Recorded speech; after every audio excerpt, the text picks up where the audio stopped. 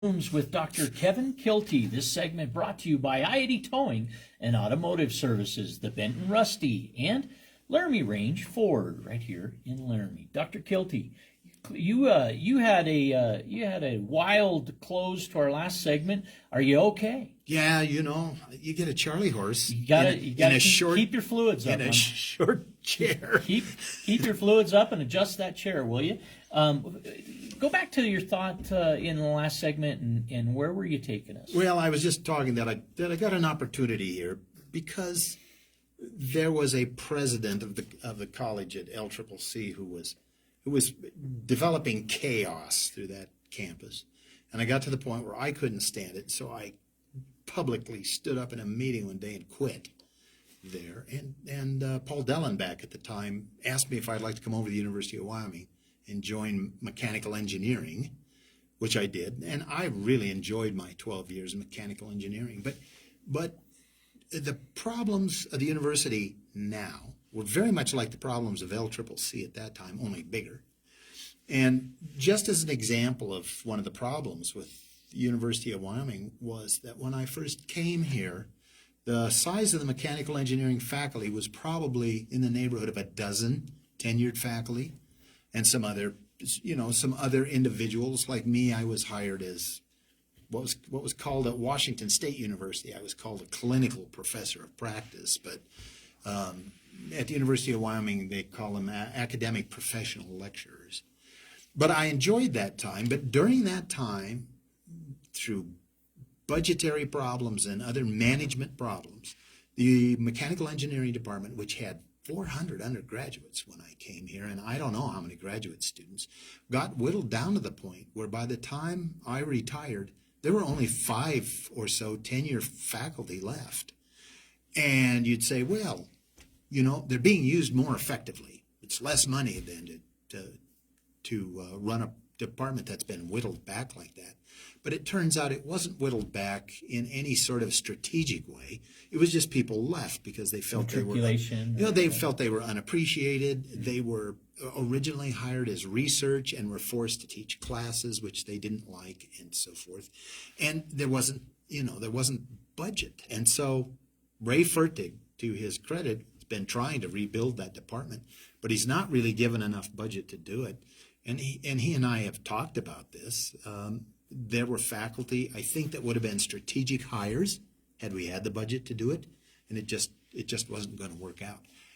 If we've got a future, if our future is that we've got to get rid of fossil fuels and combustion processes and so forth, the best substitute that I can see is nuclear. And we should be orienting ourselves around nuclear, but that's kind of tough to do right now because a lot of other people are too, and that means those salaries are very competitive. And it's hard for the University of Wyoming to meet that. As an instructor at the University of Wyoming, how many students would you impact annually as you were in the program at the University of Wyoming? I taught a lot of classes. And I don't know how it got to be that way, but there were probably some semesters where I was teaching 5 classes. And as the faculty shrunk, my classes got bigger. So multiple sections of the same course, or a multitude of 5 separate courses. There's a big difference, isn't there? The real problem became that our faculty got trimmed back to the point where we couldn't offer multiple sections of some courses, and we couldn't offer them every year. And so that's a difficulty when you're expecting to graduate students in 4 years, and certain non-mandatory courses can't be taught every year. You sort of limit the way students path through the university, and it makes it difficult on the students, and it makes it difficult on the faculty. But some of my classes grew to 95 or 100 students in them. Those were big classes. One section, and I didn't teach multiple sections of those courses. And I was also teaching senior design, and at times I had 65 to 70 students in senior design. I enjoyed it. I don't want to say that I didn't, but it was a big burden, and it would have been better had we had a little broader faculty. Was there a general principle in the utilization of graduate students? Have 20 students, you get a grad student. Had 50 students, you had 2 grad students. Was there any ratio that supported your student to faculty ratio at the University of Wyoming during your tenure? I would say that was highly dependent upon class. Okay. If I were to teach, Difficulty of course, or practicums, or I'm going labs. to make a bunch of people mad. So I'll just give you an example. I taught thermal fluids lab. Was one of the things in my rotation, and it got to the point where there weren't enough graduate students to go around, and I really needed a lab assistant. So I went to physics. I said, heck, I can get a physics graduate student to work over here. Well, I was stunned at how separate. See, my undergraduate was in physics. It looked a lot like engineering. Where you came from. Where I came from. Here at the University of Wyoming, it had slowly over the years drifted to the point where it was physics that was becoming divorced from real applications. And so I got a graduate student who didn't know Bernoulli's theorem for fluid flow, didn't know anything about heat transport, and that's what I needed. And I was disappointed there. But I usually had pretty good support when I taught the system dynamics course, which had a laboratory with it. I had 2 to 3 students that were graduate students helping me out there, and they were great and a lot of help. And when it came to senior design, I didn't have graduate students there, but I had Ike Roos, who's the engineering technician, and Ike he's a tremendous resource, and a guy with a lot of experience and just really good judgment and very capable. I enjoyed Ike a lot, and you wonder how some of these people stick around, because they're not making nearly as much money as they could in industry. How much difference in relative market income? So when I was at Washington State University in 2000 to 2003 or 4, in that neighborhood, I was what would be called an academic professional lecturer, but I was making around $78,000 as my base salary. When I got here to the University of Wyoming 8 years later, I was making maybe 80% of that. So it was substantially lower. And of course, that impacts everything, because it impacts your retirement and all kinds of other things too. What was the trade-off that was acceptable for you? What was Going from there to here? correct? My mother was beginning to suffer Alzheimer's, and I realized there was limited time to spend with her, and I moved back here.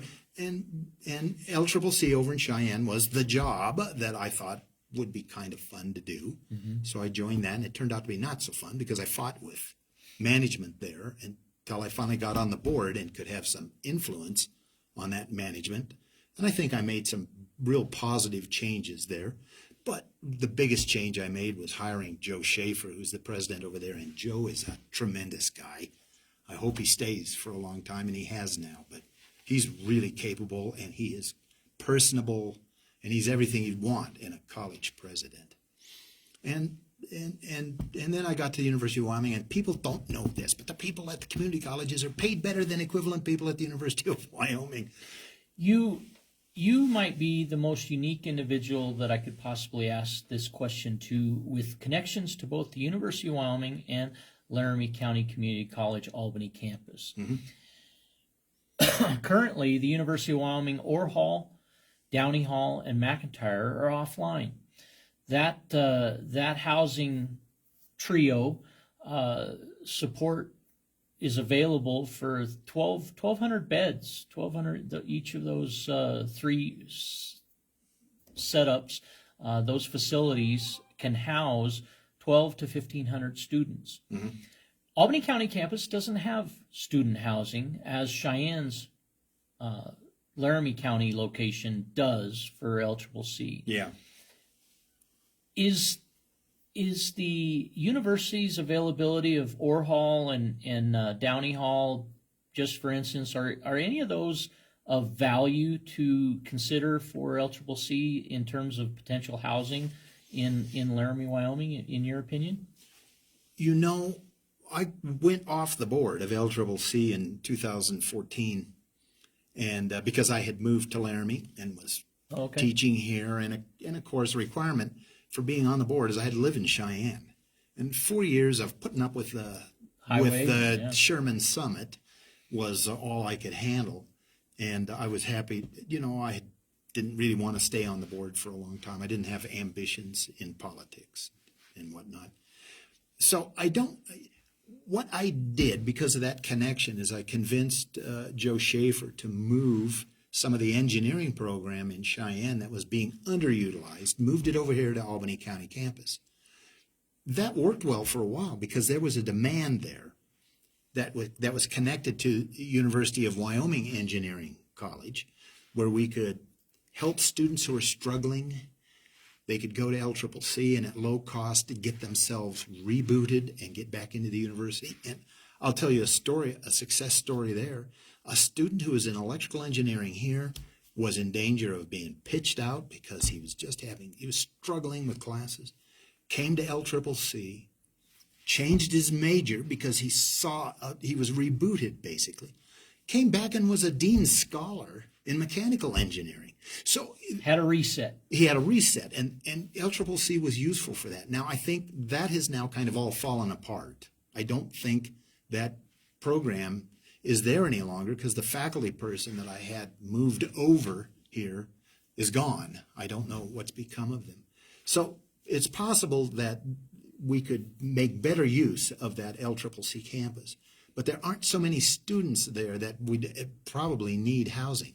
I might be wrong. Yeah, I might be wrong. I don't know what the population or the student is. body might be non-traditional and not suited well for individuals sharing a facility of 350 capacity or so forth. I mean, even if you had single resident rooms, maybe it wouldn't suit an academic environment for LCCC, similar to what the University of Wyoming's done. But yet, if you have an increased supply of housing that's available, that's offline in facilities that were paid for over time since the 1960s when they were constructed, it just seems to me that there should be conversations that are being openly held with community and resources. Stakeholders unite and come together and perhaps make for a vision of new tomorrows with the relationships that are interconnected and intertwined. And that's one man's opinion. Those dormitories were built in the middle to late 1960s. That's correct, yeah. I don't know, have you spent any time in the new dormitories? I have not. I have not taken the North-South Hall tour, but I'm excited by those that have. They have indicated wonderful responses.